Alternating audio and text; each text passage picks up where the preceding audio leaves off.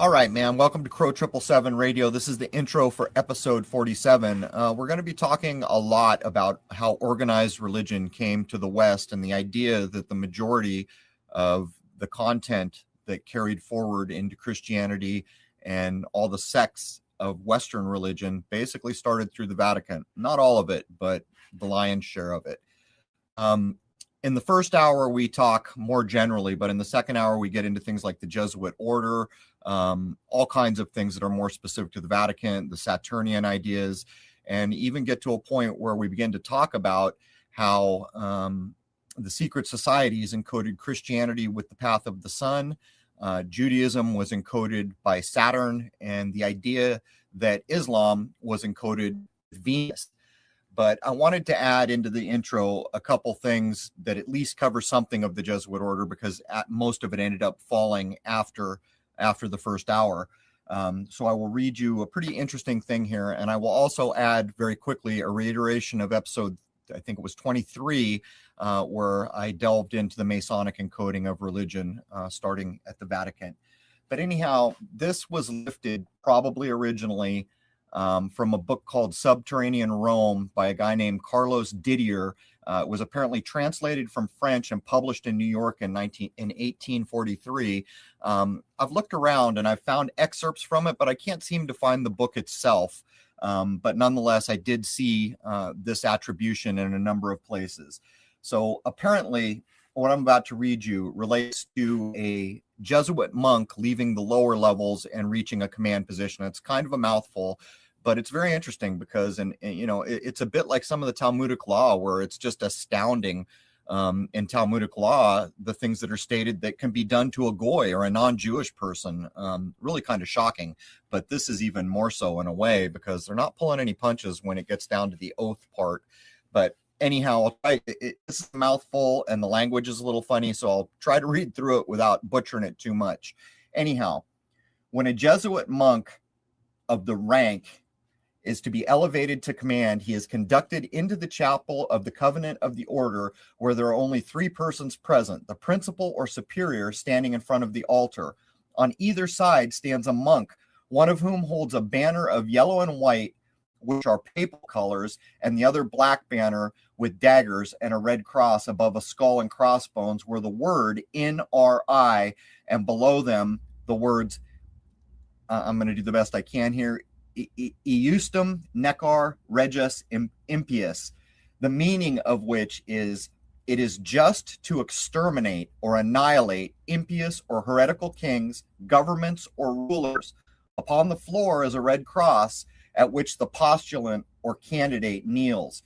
The superior hands him a small black crucifix, which he takes in his left hand and presses to his heart. And the superior at the same time presents to him a dagger, which he grasps by the blade and holds the point against his heart. The superior, still holding it by the hilt, then addresses the postulant. So I skip a little bit to get down to part of the basically the oath the postulant is taking. And this is where, it goes to show, man, listen to this. This is what the postulant is saying, apparently. I furthermore promise and declare that I will, when the opportunity is present, make and wage relentless war, secretly or openly, against all heretics, Protestants and liberals, as I am directed to do, to extirpate and exterminate them from the face of the whole earth. And that I will spare neither age, sex, or condition, and that I will hang, waste, boil, flay, strangle, and bury alive these infamous heretics, rip up the stomachs and wombs of their women, crush their infants' heads against walls in order to annihilate forever their execrable race. That when the same cannot be done openly, I will secretly use the poisoned cup, the strangulating cord, the steel of the poignard, or the leaden bullet, regardless of the honor, rank, dignity, or authority of a person or persons, whatever their condition may be in life, either public or private, as I at any time may be directed to so do by any agent of the Pope or superior in the brotherhood of the holy faith of the Society of Jesus, or basically the Jesuit order.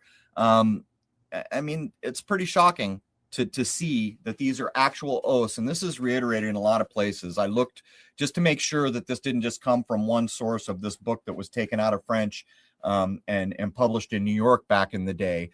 It's all over the place. And this is not the only account of what's going on with the Jesuit order.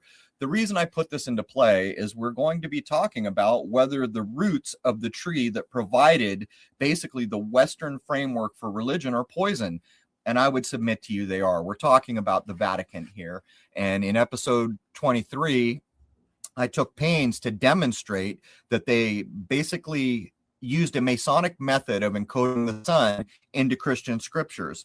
And before we jump in with Jason, I'll just quickly go through the months to demonstrate that the saints from the Vatican, the Catholic saints, are in fact coding a month of the year, each of them, and it's really undeniable. You can reason it out astronomically. There's a number of ways, and I'll even show you a couple ways as I read through them. January is Saint Peter or Aquarius, and this is kind of interesting because the Pope claims an unbroken line from Saint Peter. Aquarius is the water bearer, the water sign. So much of the straw man identity, which is enforced by Saturnian judges, apparently sitting in for the Pope, is exercising this maritime law, all to do with water. February is Saint Judas Iscariot, and he is, of course, Pisces, the fishes, the fellow that betrayed his master and lost a day. Of course, he lost a day because it's the month of February. March is Saint Andrew. This is where it gets interesting. The brother of Peter. Because formerly the year was reckoned to begin in March, which is Saint Andrew that I'm talking about, there is equal honor given both. And Andrew is universally distinguished by his standing before the saltire cross, which looks like the letter X and which is actually a goniometer. So let me explain this very quickly. We're told that Pope, I think it's Gregory the 13th and Julius Caesar, if they were real people in the way we think they are, jacked up our calendar. They took the true first of the year from the vernal or spring equinox in March, and they jacked it back to January. Okay, so that's what's being mentioned here. St. Andrew, who was the old first of the years, is shown in statues at the Vatican and other places, standing in front of what's called a saltire cross, which is actually called a goniometer. What it is two compasses brought back to back, meant to measure the angle of the sun crossing the equator at the spring equinox. So you can see that relation, how it's been encoded. April is Matthew, or the Taurus, or the bull of the zodiac, as you see in all representations of St. Matthew, with the bull's head hit his foot. This is true of all the gospel saints. You can go look, what is it, the man, the eagle, the bull, it all relates to the zodiac, and it's been demonstrated endlessly. May is John, the disciple with Jesus loved. June is Thomas or Didymus. And this is interesting because the word Didymus in Greek, of course, means twin, and Thomas is rising out of the twins, going into the sign of the crab. July is James the Greater. August is Judas, the brother of James. September is James the Lesser, surnamed Oblia, the just, holding the Libra or the balance of justice. Of course, at the fall equinox, we have Libra, the scales. Here's another interesting one. October is Nathaniel, who Christ saw under a fig tree gathering the last remaining fruits of the year, and he was called by Philip. There's two things here. Of course, he's gathering the last remaining fruits because it's October. The harvest has happened. Almost everything that grows that could be harvest is done. So the last remaining fruits are in October.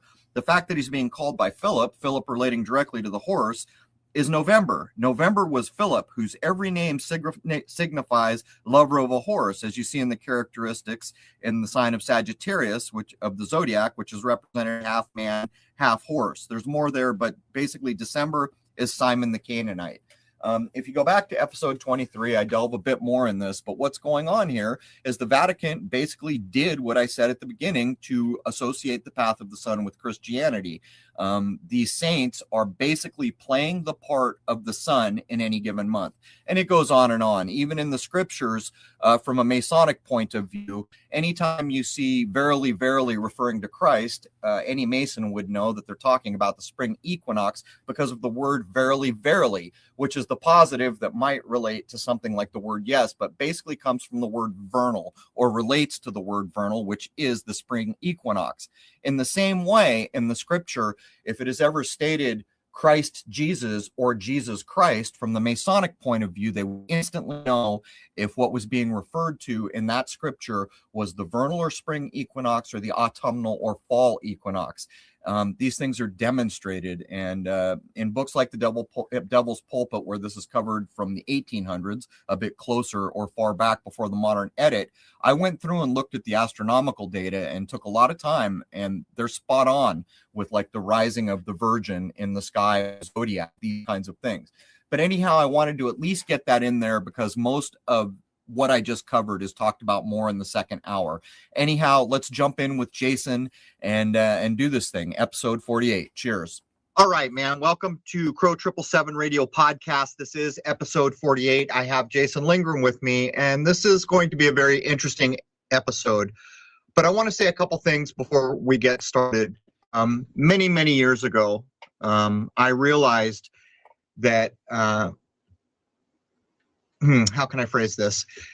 People were challenging things that I held in my belief system, and it was upsetting me.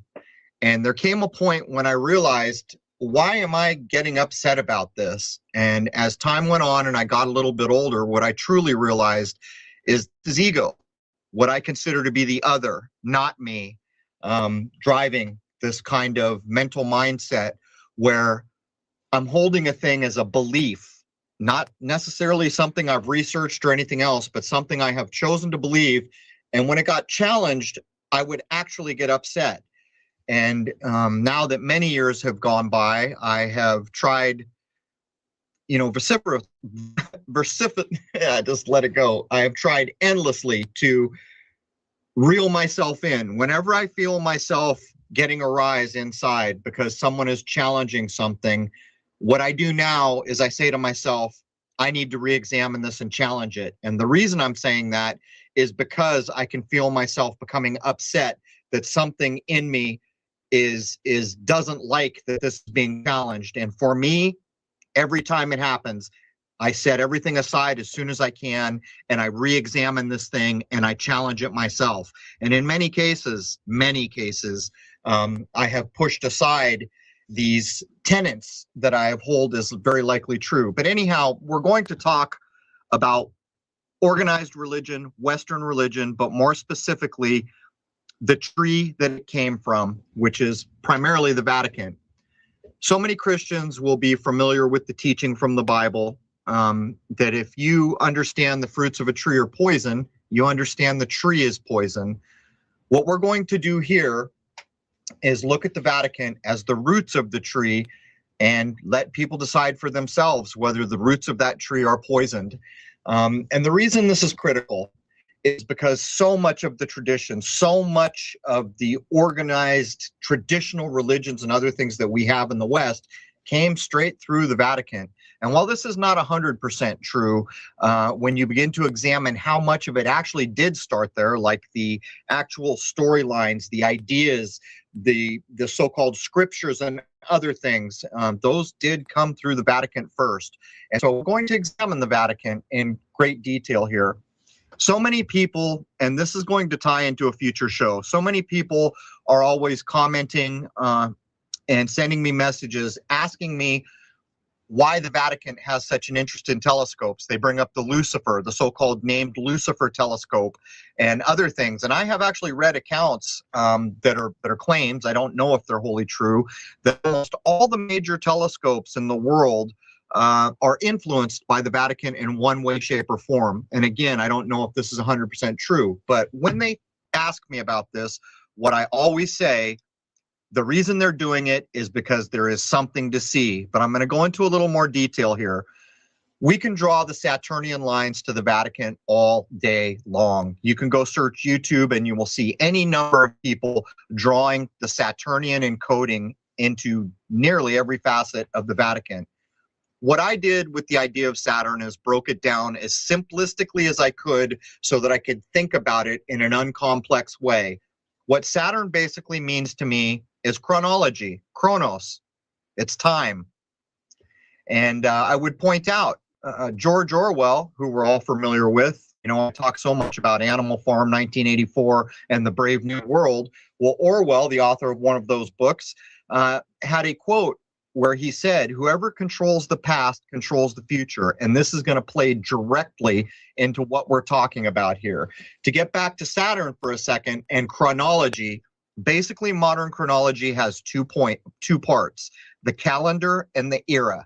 And this does deviate in some places, but mostly that is agreed as true. What we see from the Vatican is the rewriting of history. And in a future show, I will go at this because I firmly of a mind that I think it is very likely that the Dark Ages are the dividing line for where the modern rewriting of history began to occur. And whatever happened before that was basically erased from memory as much as possible. And by the way, I'll give you an example. We can see modern history being rewritten by simply looking at 9/11 or Boston or Sandy Hook or the Oklahoma City bombing. These are all false events that have shaped modern life and have been written into the historical record, and yet so many of us understand that these are completely fabricated nonsense events. And this is exactly what the Vatican has been up to since its inception, I guess. Before we jump in here, two more points. I'm also going to show again that the Vatican used its saints to encode the path of the sun. I covered this in an earlier episode that you can go back and look at. And Jason, I don't know, maybe you can look up the name of that while I'm finishing out here. And I guess I'll just drop the last point. And actually, I'll jump into YouTube real quick, and I'll look back and give you the name of that episode. All right, it's episode 23 titled Freemasonry and the Encoding of Religion with Astronomy and the Sun. It was uploaded September 14th, 2016. Anyhow, let's jump in to episode 48. Welcome aboard, Jason. Well, thank you very much. Good to be here as always. I think we need to make it abundantly clear, as I did in episode 23, this is not a direct run at anyone's religious beliefs.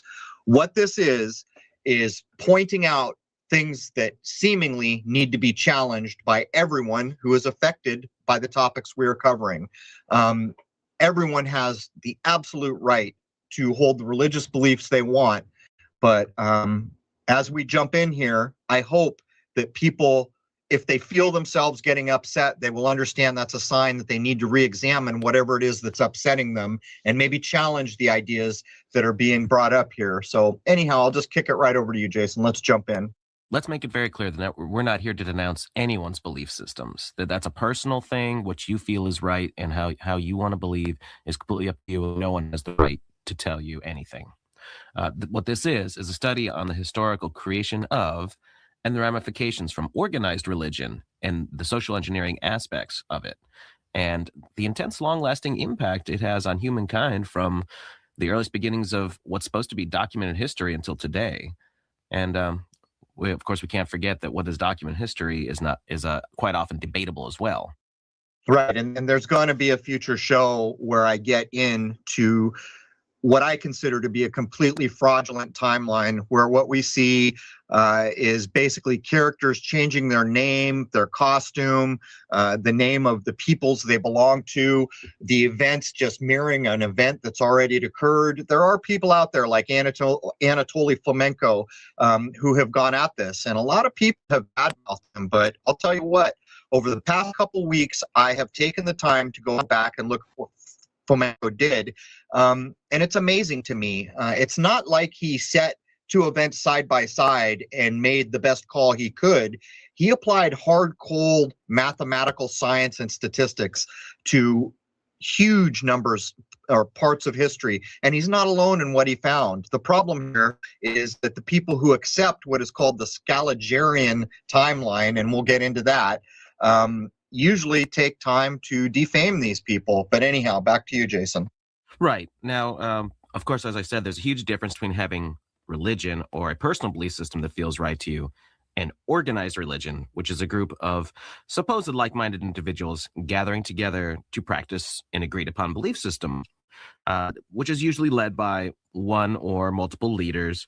And especially when you get into larger systems, there's going to be a chain, like a pyramid structure, very, very similar to a corporation. In fact, too similar to a corporation, I might add. Right. And actually, they actually are in a way a corporation because they get their tax exemption handed to them. But this idea of religious groups and even major religions around the world, if I had to venture a guess, what I have read the most in my life, I think it's probably the Bible. I think I have studied that and read it more times than any other book that I've ever owned.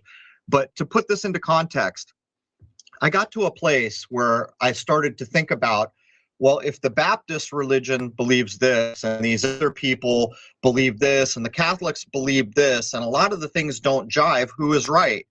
And then I lifted it up a level. And I said, well, if the Buddhists believe this, and Islam believes this, and the Western Christianity or Catholicism believes this, and they don't jive, who is right?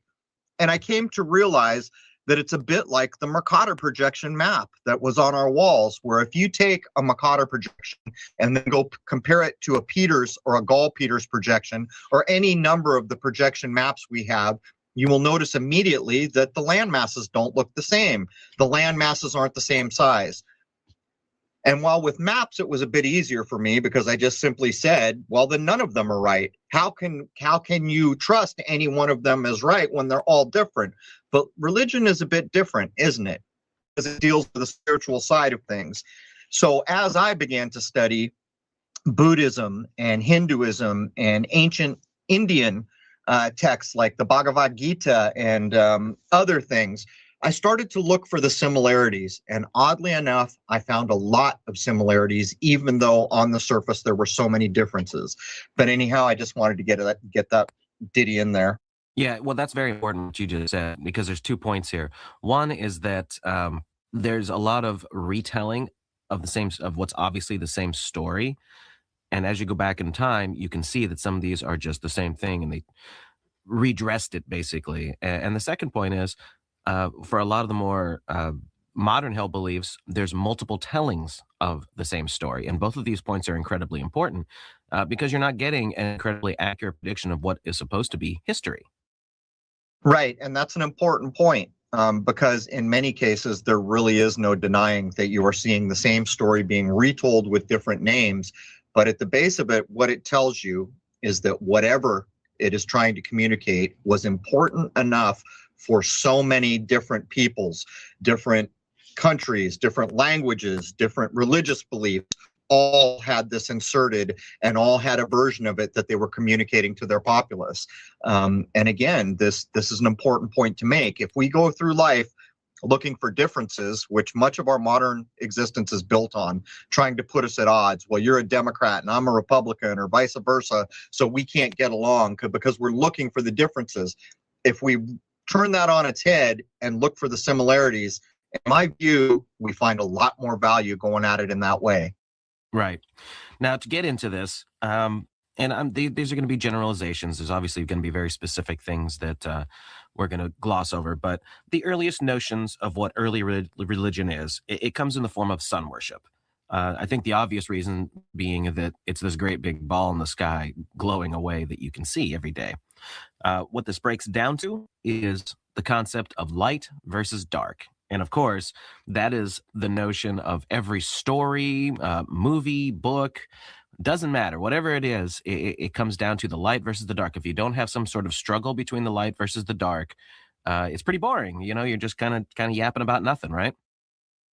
Right. And again, if people go back to episode 23, you will see where I am actually demonstrating that the Vatican was encoding the path of the sun and tracking the sun as basically the main thing that it does.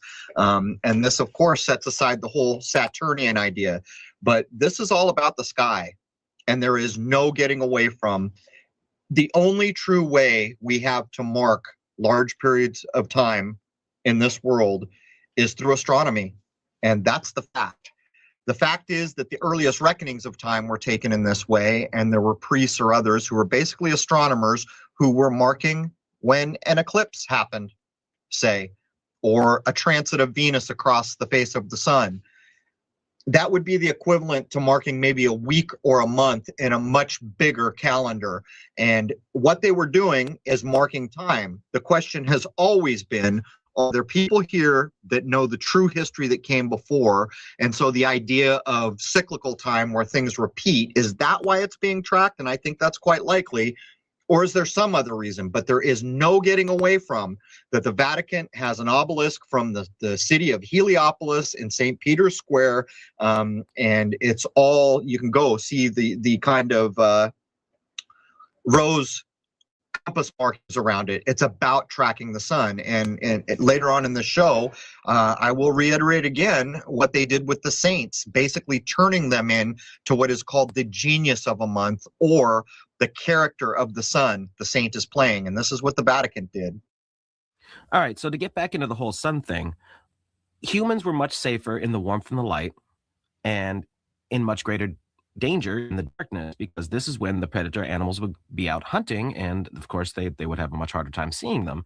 So other early forms of deity worship, besides the sun, included various aspects of the masculine and the feminine, which we find in old statues and idols and all those sorts of things. And what this is direct anthropomorphism of early man's spiritual views. They're taking what they see around them, which of course is themselves, and deifying it. Right. And this is a hard thing for me to talk about, because over the past, I don't know, 6 or 7 months, I've been taking a very close look at Egypt, and having gone through flamenco stuff and the earlier research I did, supposing, is it possible that the Dark Ages mark a complete separation from whatever came before? And I would invite anyone to go look at things like the paintings on tomb walls in Egypt, the carving of stones. Those things are not that old. I mean, get this. If I got the best paint, the best house paint I could get in the modern age, and I painted some hieroglyphics on a wall in my house, what would it look like in 1,000 years? Even if that wall was stone, go back and re-examine these things. So some of this is hard for me to talk about because it almost wants to bleed into the other show, where I'm going to try to demonstrate that our complete historical timeline is nothing more than a lie agreed upon. But anyhow. Well, these things do intertwine, so it's not necessarily that you're bleeding into the show. It's just the facts that seem to stand out are there. It is what it is, Yeah, there's no getting away from it. And the more I look at all these supposed ancient sites, we're struck with a couple of problems. The people that we're told were Stone Age could not have built those things with the technology we're told they had. But when you really begin to examine a lot of it, it's not old. You can tell by looking at it, it's not old. A lot of sarcophaguses and other things. And not only that, remember the Islamic Spring thing? And then we were told people broke into the museum and stole all these things from the museum. In my view, this is just more obscuring of a past they don't want us to know about. They did the same thing in Iraq, remember? For some reason, there was no security and everyone went in where all the antiquities were. And supposedly these thugs stole all this important stuff out of the museum in Iraq. It's done over and over and over. And in my view, what you're looking at is the obscuring of a past they don't want us to know about, which was probably a much more peaceful, much more sensible way for human beings to live. And then trying to bolster the onset of the history we now think we understand that starts, I don't know, around the 1100s in the neighborhood of the Dark Ages, something like that. Right. By the way, I remember from mainstream news broadcasts at the time when in Iraq that when the United States Army got into Baghdad, they're the ones that made the beeline for the museums and the basements where all the stuff was kept. So make of that what you will. I do remember that for whatever reason it was. Well, I mean, it's one thing to happen once, but there are examples of this happening over and over. And if I remember correctly, I didn't look this up before the show, I think there were even promises by the supposed military that they were going to be guarding these important places to ensure nothing happened or something like this. But at the end of the day, what do we see? We see a bunch of unknown looters go in and walk off with all these apparently very old items, which could potentially tell us something about a past we do not understand. Yeah, and let's not forget that Iraq is the location of the former Babylon, and, well, there's a lot of things tied into that, so. Of course, anything that you can tie biblically is being heavily played on by the people in charge. And as we get into it, we're going to start to make the comparison we're going to start to talk about the Jesuit order. And I'll take a moment to address that.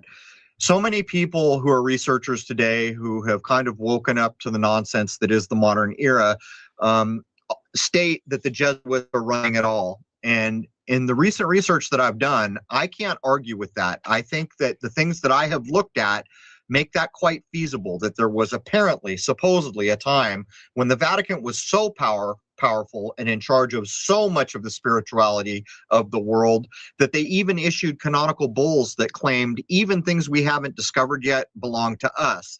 And so the question becomes, did the Vatican have enough power and control to exert that over royal families? And I think they probably did. And even though in the modern era, we can pretty firmly point to the British royal house as being responsible for much of this, I would also point out the hidden hand in a thing is usually a hand you never see. And we see the British royal house all the time. So I think it's quite feasible that the British royal house may be very powerful and wealthy, but there is, again, a level behind them that is even pulling their strings. It's a hard thing to know. It is, but it seems likely that they're at the top, well, one of the aspects of the top of the pyramid structure, or the true capstone, if you will, of the pyramid. Right. They're certainly getting there. But I would point out again, the hidden hand is something we don't see. But there's other evidence that I've uncovered in the past couple of weeks while I'm going at this timeline issue that I want to cover in an upcoming show that demonstrates that a lot of these royal houses basically made up a fake history to authenticate their right to be ruling where they were. And of course, that kind of idea bolsters the idea that the royal families really do wield quite a bit of power. Right. Now to get back to the whole early religion thing, solidification of religious practices is also directly proportional to the development of writing. And of course, this is all coming from mainstream history. And as we stated earlier, it's debatable, but we're going to go through it and then we'll see where things may have to be amended. This will lead, as time goes by, to the whole priesthood becoming the elite class. They could also be considered the keeper of the mysteries, the controller of knowledge over the masses, and this is probably where a lot of the whole secret societies things came from. State and religion were always connected in some way, going all the way back to what we can find. And this, of course, is something that continues until this day, although it's not as obvious as it would have been hundreds of years ago.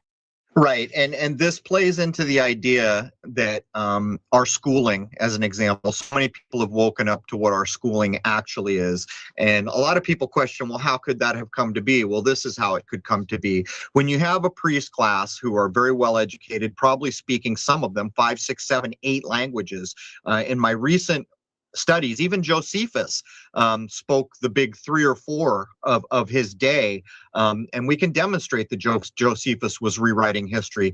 So these ideas were brought to us by the priest class. At some point, people become more literate, and these ideas are already being inserted into the public consciousness. So there's really no getting away from the power that the Vatican had, particularly if it is correct that there was a time when most of us were literate, and these guys were speaking like handfuls of languages or better in that time.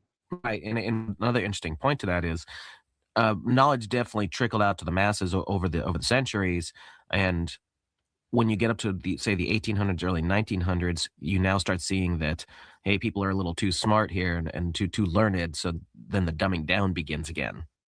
Yeah, that is a fantastic point. When I was in San Diego, I had been in some things to do with plants. And doing plants, you meet a lot of older folks. I had some friends that were in their 70s because they were big into plants. Some of these people were raised Catholic, and I was kind of astonished to understand that one guy who was a good friend of mine spoke Greek, Latin, Spanish, Italian, and English. And the majority of that was from his Catholic schooling, which he started in Puerto Rico. And that's really when it became, started to come home to me what has happened to the education system. And Jason's point is very valid. There's short couple, 2, 3 generations ago, it was quite common for people to be educated at a much more valuable level in terms of what they could understand about the world, the languages they could speak, the texts they could read, and this sort of thing. Well, there's a couple points I'm going to bring up here before we move on with this. Go look up any school test from the late 1800s, basically like a middle school, high school kind of level thing, and see what those people were required to know and understand compared to what's being done today. And second of all, and I think I've mentioned this on the show before, but cursive writing is, I don't know if it's every school, but where I live, it's not being taught anymore. And this is completely and utterly appalling to me on every level. And that nothing says more to me that something's being done on purpose than that. Right. It's a fantastic example, Jason. That means that if this in fact is going on, the next generation of people will become adults, and when they go back and look at things that were written in cursive, which was almost everything, they may not be able to read it very well. It's a crazy thing. But on top of that, there's the whole idea of, say, in the 1800s, what was being taught as the liberal arts. Anyone can go look this up. Look up a thing called the Wooden Book Series, the Quadrivium. And look what they were calling liberal arts at the time. And look at what the quadrivium is putting forward. It is claimed that this was part of an upper crust real education at the time. And you can really begin to see that that teaching is actually teaching you something about the world and the systems of the world. It's an astounding thing. I would recommend everyone go check out the Wooden Books and the Quadrivium and what was called liberal arts at the time, and compare it to what we do now. Right. And this actually ties into things that happen in religious history compared to what they're doing now. Just like in the old days where everything was in Latin and the masses didn't speak Latin, well, you were subservient to the priest class who could read and write and speak all this. You just went to mass and you accepted it as it is what it is. And the same thing's being done here today. If they're taking cursive writing away and you have, say, Google encoding all the books, well, you're at their mercy that what they're encoding is accurate to the original. And if they want to change something and you can't read the original document in the first place, well, guess what, man? Tough. Well, it's even a bit worse than that, Jason, because once they have digitized information, it is very easy, exceedingly easy to change what it means. Whereas those original documents or books written in cursive, not so easy to change that. As a matter of fact, if you were Google, who for many years, I think night and day, it would be very easy to key in with a single keystroke, if the system provided for that, the changing of this man was to this was a man, completely changing what was communicated in the original text. So, and I've talked before what it's going to mean when we see the last libraries close. When we get to a point where all information comes to us digitally, we are in fact at the mercy of corporations. Right, and that's exactly what I'm implying. It's always been said that these elites that we're battling against are playing a very long game. So, I can read cursive, Crow. I'm sure you can read cursive, but the 13-year-olds here, the ones who are friends with my child, they can't read cursive, but she can.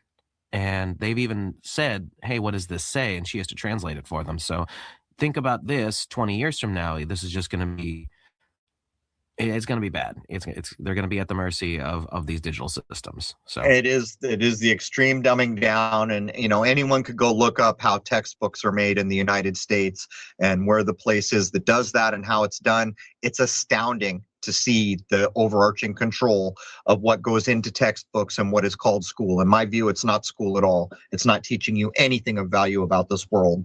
No, it's training you how to be a member of the system. But right. All right, moving on from that, I think that was very important to get in there. But another early aspect that develops in all of this is the notion of a triune or three-part God. And we see this repeated in multiple cultures. One of the earliest we have is in India. And this is coming from the Sanskrit, and it's called I don't know if I'm pronouncing this correctly, but the Trimurti. And the three aspects are called Brahma, the creator, Vishnu, the preserver, and Shiva, the destroyer or transformer. Now, what's interesting that stood out to me in this is there's a statue of Shiva outside of CERN. And there's been rumors for quite a few years now that they perform rituals to Shiva, the destroyer transformer there. So make of that what you will. And when all three of these combine into a single entity, that avatar is known as Dattatreya. And so here's the idea that gets played over and over and over. In episode 23, I demonstrated how heavily the encoding of Masonic ideas, which are no different than any ancient society from anyone you can name, they all play back to things like Buddhism and Hinduism, and they're all basically the same all the way up to the Masonic tradition. But what you see in, say, a Masonic Bible, if anyone's ever seen one, I think there used to be a couple clips on YouTube where someone had got their hands on a Masonic Bible. Instead of seeing, the Father, the Son, the Holy Ghost idea in those Masonic Bibles, you're looking at Osiris, Isis, and Horus. And so this is exactly what Jason is pointing out here. And so this bears scrutiny. Regardless of your religion, regardless of what you may choose to believe, this bears scrutiny. This triune deity has been replayed so many times that when I saw a recent list, I was even stunned. It's almost unbelievable how many different supposed sectors of the chronology of our world and how many different cultures have had this idea. They have, and it's all over the world too. There's a bunch from Ireland I didn't even get into, and I don't know what exactly this comes from, but the triune God is absolutely incredible. This is the aspect that is leaned heavily upon. So, as you just mentioned, next up we have the figures from Egypt, and that is definitely what's drawn upon for later religions. So we have Osiris, Isis, and Horus. These all seem to have been derived, though, from another earlier religion, which is from Babylon, with their triune, Baal, Ishtar, and Tammuz. And all these other gods and goddesses and all that, those get used in other symbolism that's all through Western culture even today. We run into the same problem of in some of the research that I'm doing in the last 2 weeks, you've got people demonstrating mathematically that Sumer never existed, and that so many of the other things that we think existed are actually just duplicates of another thing and then moved back further in antiquity than they actually occurred. Some of these people are claiming that almost all the ancient history we think we know happened in the Middle Ages. And while a lot of people can poo-poo that and make fun of it, I started to look at the mathematical and statistical methods that were used to get this information, and I think it holds water. Not only do I think it holds water, I think it's a shame that there aren't more people who are taking it seriously and trying to take it further. But this is the problem. When we talk about Babylonia, I mean, are we talking about an ancient time? And for my money, I don't think we are, man. Depends upon what you define as ancient. Is it 1,000 years, or is it 5,000 years, or is it 10,000 years? The problem is we don't actually know, because not all these things are accurately datable, and people also argue about the actual. Even if they're thinking their antiquity, they don't always get the times right. And then there's really no documented history, like actual people writing these things down. It's they just didn't do it. Well, what I found is really kind of upsetting. So much of the stuff that came through the Catholic Church that the little monks were, copying so that they could get the history out to the people, the original copies are always lost. As a matter of fact, it is claimed that the Gospels originally came to us in Greek. There is a whole very convincing argument out there that the Gospels were written in Latin, and that what they did was manufacture the idea that it was written in Greek. And of course, there's no original document, and they had a list of all the original documents that were lost in these spontaneous fires, and it bears, I mean, I'm incredulous. There's just no way that many fires could have taken out that many original documents. And at the base of it, there's the Vatican and its scribes writing history, for my money. And the other problem is, we know that the Vatican has vast amounts of documents that they just don't allow you access to. So who knows what they may actually know, but they're never going to tell you. Yeah, that actually came up in the research I'm doing now, and there were people who were saying there must be mile after mile after mile in the catacombs down there. And there were even some people claiming that when they asked permission to do research, they were denied entry solely because they weren't Catholic. And I thought, come on, that can't be right, can it? Is that actually true? I got to take a closer look at that. I want to find out if like someone from China was ever turned away from the Vatican because they weren't Catholic. But anyhow, these claims are being made. Well, when I looked it up, what I found was they will allow certain researchers into the archives. However, you have to be specific about what you're looking for. You can't say, I want to look into astrotheology more. You have to say, I want this document written by this person, found at this time from this place. You have to be absolutely specific. And if they have it, then perhaps they'll grant you permission. You will not be given permission to just go peruse the archives like it's a library. This starts to show that the roots of the tree are poison. In what construct does an organization like that have the right to own and control so much of human history? How is it possible that all these people in this world, nobody knows how long we've been here, nobody knows how we got here, nobody knows for the most part what we're supposed to be doing, and yet we have this organization who apparently has so much, the largest wealth of human historical knowledge, and yet from what I read, some of it's not even on the table. Massive portions of what they hold cannot even be requested to be reviewed. And so this begins to demonstrate that the roots of the tree that is the Vatican are poison. Yeah, I mean, what it basically comes down to is, if they're not allowing you access to it, what the heck are you hiding? You know, I mean, you would think reality, right? You would think if you've got all these things, you would want to add to the sum total of knowledge for all of humanity, and you actually see the exact opposite of this. Yeah, I don't know. I can make a ton of jokes, like you go down there and find the original blueprints for the Matrix or something. But yeah, it's unconscionable that information of this kind can be solely held. And it tells you something else about historical events. Look at, suppose, Napoleon. We're told Napoleon basically took over the Vatican, could have done anything he wanted with it. And yet all that information is still hidden where it ever was. How can that be? You're looking at people that are complicit in the same game, in my view. And again, Napoleon is supposedly the guy, if he ever existed, who claimed history, or stated history is a lie agreed upon. True words never spoken, in my view. Well, I would suppose that Napoleon is yet another figure that, if he is as mainstream history depicts him, that he was funded and pushed to do the things he did by the powers that be, which of course ties right back to the Vatican again.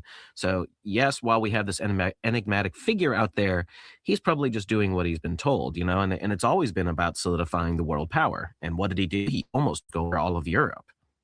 Well, he also plays into the idea of what Egypt is heavily. You know, there was one point where the story used to be, oh, the Sphinx nose got shot off by Napoleon's guys, target practicing and all this other nonsense. So here you have another one of these seemingly royal controllers into Egypt doing whatever the hell they want and shaping the narrative and, you know, I guess hiding or not hiding the things that they want us to see or don't want us to see. And I would remind everyone, you know, that on Napoleon's crest, what is it? He's got like 3 bees or something. Whenever you see the bees, you're looking at a creature that has a queen.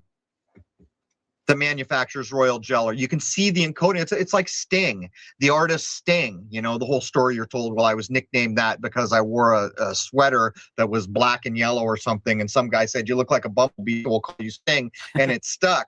Nonsense. It's all nonsense. And I'm not going to get into that right now. Anyhow, go ahead, Jason. Yeah, well, there's ties with Sting and Stuart Copeland, all them that gets into the whole Laurel Canyon thing again. You know, that there's all those ties. But anyway, that's a story for another time, and we've already touched on a little bit. Actually, but before you go, you know, Sting himself tells a story, or told a story on what's that British show that's on late at night. I can't remember the name of it. It's real popular, Graham and they Norton? had. Yeah, Graham Norton, and Sting goes on there to tell how he was stung on the crown of his head and the exquisite pain. Then he launches into a story how he grew up in a shipyard and he knew the only thing we can do here is this nasty work, and I'm not going to do this. And one day the Queen came to town, and as the limo went by, they locked eyes, and lo and behold, Sting knew he was going to be doing something more. I mean, it is all nonsense. We see these people for who they are now, or we're beginning to. Well, that's just another retelling of the rags to riches story. Yeah, with a queen and a Sting. Mm-hmm. on the Hey, crown of your head. yeah. And to say, Come man, on, man. nothing new under the sun. I really like that phrase because it holds so much content beyond what it says just in words. So Yeah, I don't know, man. He either needs to put on purple when he tells that story or let someone punch him in the eye. We got to get purple from somewhere. yeah, exactly. To finish up the whole concept of the triune, of course, we have the currently held and worshipped triune God, which is the notion of the Christian Father, Son, and the Holy Spirit. And they even get the whole masculine feminine in there with the concept of the Virgin Mary, which is derived from, of course, earlier gods and goddesses. That the notion of a virgin birth is repeated over and over and over again, going way back into other religions. Yeah, I think it's over 50 times. I recently saw a list, and just to get it straight, the Catholic Church is still heavily invested in the idea of Mary. As I mentioned before, I've read the Bible a lot of times. I think Jesus' mother Mary is mentioned in like 2 sentences, and don't quote me, that's not exactly right. My point here is that she is hardly mentioned at all in the Bible. What you are looking at in the Vatican's use of the Mother Mary, or even a place like Notre Dame, Dom meaning dame, you're looking at the encoding of Isis, of course. Yeah, it's always. I was not raised Catholic. I was raised Methodist, but I don't subscribe to anything now beyond a loose spirituality. But it always stuck out in my mind that why are the Catholics all obsessed with all these figures? It's like if you're a Christian, then the primary figure, of course, is Christ. And, of course, the triune God, Father, Son, Holy Spirit. Why are they obsessed on these other figures? And they do. They absolutely deify all these other human beings. Now, I could kind of understand the person who gave birth to the Messiah, but the Catholic Church just deifies all these people with these giant long lists of saints and all this. And I don't know, I just never got it. Well, there's a reason for that. Let me address that real quick. The book itself tells you don't worship idols. Right. But when we go into the church, what do we see? Well, there's an idol, a statue of Mother Mary, Isis encoded. But you see, when you go to the Vatican, there are statues of saints and personages all over the place. What's going on is the very reason you're told not to worship idols is because what they're doing with them. It's like with the one hand, they're telling you the truth, and with the other hand, they're doing their black magic shenanigans. All those statues are encoding and allegorizing an alternative meaning, which very few people are aware of, and yet so many people are following the belief system. It's a bit like the straw man, right? So we're all born, we're all turned into a corporation. No one tells us this, and yet we're participating in the very system that is creating this issue. It's really no different. It's a trap. In a way, it's a trap being set that the average person really doesn't have much hope ever of understanding, not without the help of other people who understand a little more. And I always have a problem with that. In my view, it's kind of like that bear trap that's set that no one could possibly know is there. While it's doesn't quite rise to that level, it sure is well hidden. And on top of that, the system is teaching us to trust the system and authority and all this, further obscuring these truths. But I would point out, the book itself tells us, do not worship idols. And when you walk into these religious institutions, what do you see in almost all of them? An idol being worshipped. Yeah, and then you mentioned the straw man thing again. None of these religions teach you anything about reality. I mean, it's literally just there to kind of placate you, really. It gives you a very small set of belief systems, and that's it. It's pounded into you from day one because, of course, parents are going to take their children to church, and I can go on a very long. Well, I guess I would add something to that, Jason. The idea of even like the 10 Commandments, don't kill, don't murder. Well, that's a good thing for people to be taught. There are ideals, and they have become less over time. As an example, the idea of meditation, that's another great thing for people to get control of their minds, to overcome their egos, these kinds of things, to become higher as a human being. In the Christian tradition, early on, there was all kinds of meditation. The idea of monks in cells, these vows of silence. What do you think they're talking about there? They're talking about the Western form of mind sciences, furthering your mind, hiring it as a human being. And while I agree mostly with what you said, I would point out, and having read the Bible enough times, there are a lot of things in that book that if you followed them throughout your life, you would only benefit. Treating another as you would treat yourself, not murdering, not stealing, not coveting other people's possessions. These are important lessons. So I guess I would just add that, but there's no getting away from all the stuff that's piled around it. Right. And I was actually going to get to that. The earliest notions of these things were just how to be in a civilized society. You know, don't murder, don't covet your neighbor's wife, all those kinds of things. Well, those are just basic tenets of, don't be a jerk, just everybody could be cool to each other and we'll all get along better. And this works with the notion of early societies getting together and not having war amongst themselves. And that makes perfect sense to me. It's like, obviously you wanted to lay down early foundations of, I guess you could call them laws, just everybody needs to get along so that we can build for a better world for all of us. That makes perfect sense. Then you have all this other stuff that's just wrapped all around it. And however long it's been, whether it's centuries or thousands of years or hundreds of thousands of years, we really don't know exactly. It's just turned into these great big mythological stories that, it's just like watching Star Wars. There's all these characters all over the place doing all these crazy things. Right. And part of the problem here, and I've seen it a lot recently in the research that I've done, where the claim is being made that in many of the scriptures, particularly in Western scriptures, if you just rely on a surface reading, it's not really helpful to you. If you delve deeper and try to understand what is being encoded and allegorized from the human body to the idea of astronomy, to any of these other things, even on a spiritual level, where you're learning to conduct yourself in ways that will make you a higher human being, the problem here is that when you walk into the average church, all you ever get is the surface reading. And the real problem here is very likely that the man up in front who's supposed to know doesn't even understand, because as I pointed out in episode 23, a lot of this is encoded Masonic stuff. In other words, if you were not trained to understand what it said from a Masonic point of view, you couldn't do it. As a matter of fact, I would go so far as to say the entire book of Hebrews was written by a Mason for Masons. The language is all there. It's, I've said in that episode, I break down what the words Christian, Israelite, Jew, and Hebrew actually started as. They were levels of initiation in the Masonic tradition. And once you got up to Hebrew, you were approaching the Royal Arch degrees. I've forgotten exactly how it breaks down. But when you go into the book of Hebrews, begin to look at the language, it's straight out of a lodge, man, 1-to-1. Well, the quickie version of the whole Masonic thing is your first degree is your entered apprentice, and then there's 3 degrees. Once you reach that 3rd degree, you are considered a master mason. You're in your blue lodge. So most people stop right there.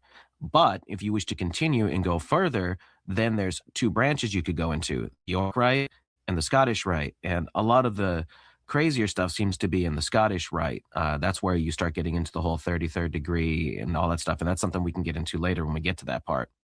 Well, the claim was made in the research I did for episode 23 that the only 3 people who were above the Royal Arch degree in England was apparently the king, a guy named Carlisle, and I think it was the Duke of Sussex.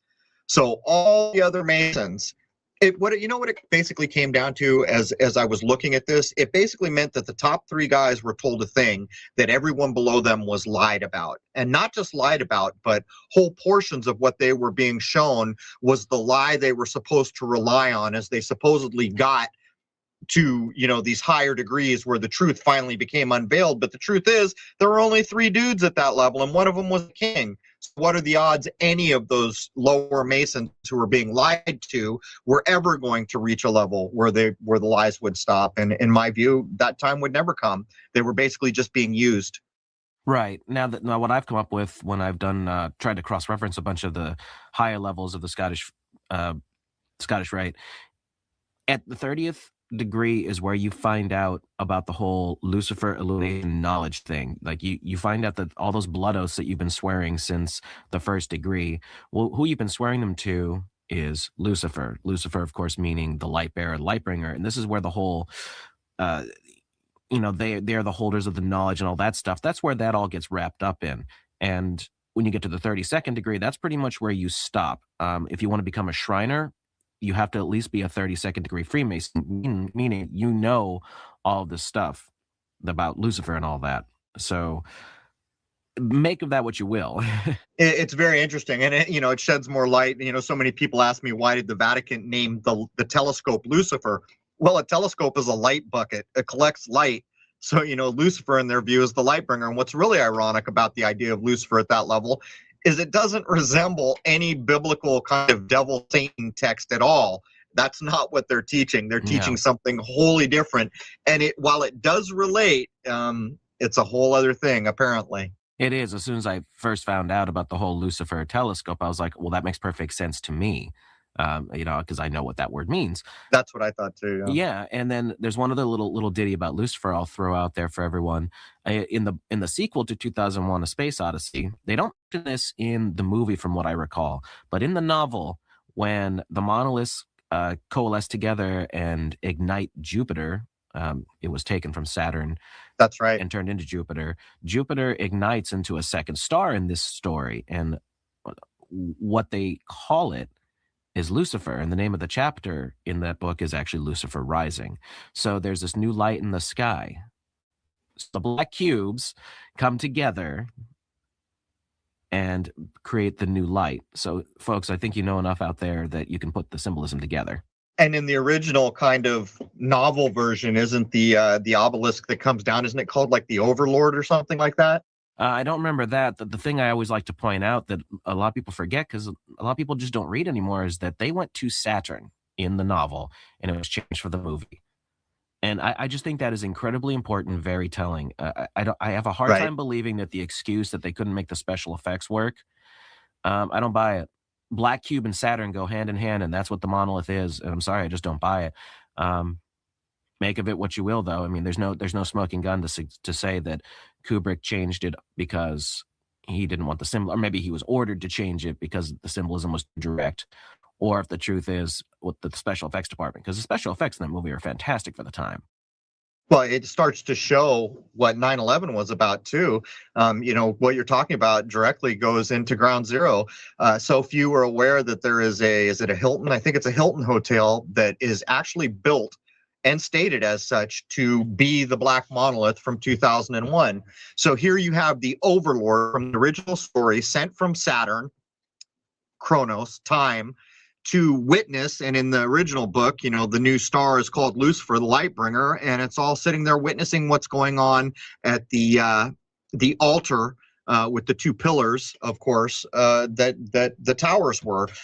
It's all the same story, and it all ties into exactly what we're talking about here, because as far as we can tell, the Vatican is one of the earliest sources for this idea, for lack of a better descriptive term. And I kind of want to get this out here, since we're coming to the close of hour one. 2001: A Space Odyssey seems to be encoding by elites, and more to the point, for elites. And it's kind of telling the history of how they kind of see things, the whole Mystery Babylon religion, how that Lucifer gave the knowledge to primitive man, and from that point on, they became enlightened. It's played out in the movie where the head of the one tribe of the apes in the beginning, there's two tribes, and after he touches the monolith, he is granted the knowledge to use the bone as a club, and he takes over. And after he takes over, he throws the bone in the air, and then we skip all the rest of the history of humanity all the way up to 2001, where what are they doing? They're going to find the next monolith on the moon. So it's kind of a telling of like, that was the first high priest of Babylon. Right. It's well, I don't know if we should get into it too much here, Jason, but there is no getting away from it. People got to realize that story was made, and very likely putting in place the technology that allowed them to fake the moonshot in terms of the film they were going to produce to show people. So it is all wrapped up in space, where we get, the sky, where we get time, the idea of Saturn, Chronos, which in the movie is hidden as Jupiter instead of the Saturn that was originally told, the black monolith, which I believe was called the Overlord. These ideas are all streaming all the way back to the Vatican. There's no getting away from it. And, I've stated on a few occasions, as far as I can tell, the view of Lucifer that would be shared in their circles goes something like this. It's you know what it is? It's basically the story of Prometheus. anyone can go look up the story of Prometheus, where he gave man fire and the gods got pissed off. And I forget that they tied him to a rock and let an eagle eat his liver or something as his punishment. I forget. But to get back over to the Lucifer idea, these people, I think, as far as I can tell, view it in this way. God did this horrible thing to people. Lucifer stood up at great risk to himself for all of humankind, and he paid a heavy, heavy price for it, so he's a hero. As far as I can tell, that is the story of Lucifer that they hold in mind. But anyhow, do we want to get a little bit more in here, Jason? We got about 5 minutes at the top of the hour. Well, the other part that comes along with once we were into the whole Osirian mythos is that's also where Freemasonry was originally supposed to come from. And what we can do to kind of tie this together into modern era is that a lot of this Egyptian symbolism is still in use today, and how we know that the founding fathers even were high level Freemasons, because we have obelisks. And what is an obelisk? Obelisk is representative of the phallus of Osiris, the one part after he was chopped up that Isis couldn't find. So she created a golden phallus to put him back together and resurrect him. And from that, we get an immaculate conception because Osiris was dead, for the creation of Horus. So all these things are repeated over and over again, just like we have the city of Memphis. Well, Memphis is from Egypt. That's right. It's not just a city in Tennessee. So we see these things repeated over and over again. And the extreme significance of the Egyptian symbology, it can't be understated. It's very important. It's everywhere, and it certainly has significance. And I think it all ties into the whole Freemasonic thing. Yeah, I do too. And in some ways, I will not be surprised if I find that the Egyptian idea, which is nowhere near as old as they're pushing, is actually demonstrating where the modern false history is going to be archetyped from. It's a hard thing to know. But anyhow, we're near the top of the first hour. In the second hour, I may open up by taking the 12 saints most people are familiar with and demonstrating that the Vatican had assigned them months, which is directly related to the path of the sun through the acceptable year of the Lord. What I just said there cannot be understated. People should go look up what the acceptable year of the Lord is. It's used heavily in Freemasonry, and it's used heavily in what the Vatican did. I'm going to take these 12 saints. I'm going to demonstrate that they are basically impersonating the sun in the month they are assigned, even showing that the modern first of the year in January is the brother of the old first of the year in March, because they're afforded this equal reverence in a way. And then I'm going to go on to take a random saint out of the Bible. I think I'll use Judas Iscariot and demonstrate the unreconcilable differences in the stories being told, from Gospels to Acts to all these other things. I mean, it really cannot be reconciled. And there's a bearing here. There's a reason for all this. Jason, anything you want to add before we jump over to the second hour? Well, in the second hour, we're going to get into what a lot of people are probably familiar with, the astrotheological encoding of all these religions, talk a little bit more about Freemasonry, Manly P. Hall, and just we're going to try and tie all this together so you can see that however long history in Western civilization really is, it doesn't matter in the fact that it's all tied back to pretty much all the same stuff. Right. And in the same way, and I will maintain this, I think, till I drop, unless some fantastic information comes my way, Freemasonry and the secret rites they supposedly possess all root back to Buddhism, Hinduism, these ancient Eastern, whatever you would call them.